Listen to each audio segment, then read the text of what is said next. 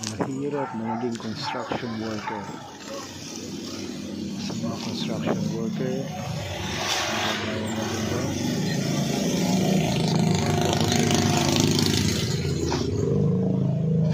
Mabuhay kayo.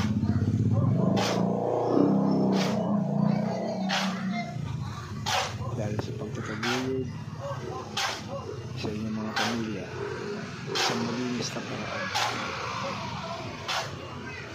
Dumi at ito na alam naman natin na sakit sa baga, pero kinakaya ninyo alang-alang sa pamilya. Hindi alintana ang init, sakit sa balat,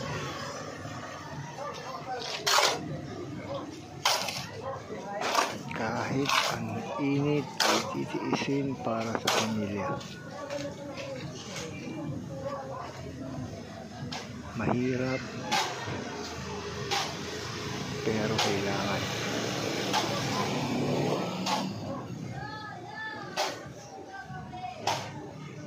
Huwag tayong susuko para sa kanan ng ating pamilya. Bagkus maging matatag tayo sa mga hamon ng buhay.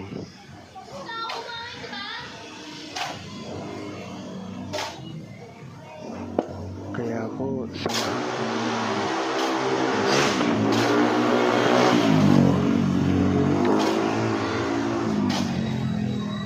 saludo po ako sa inyo.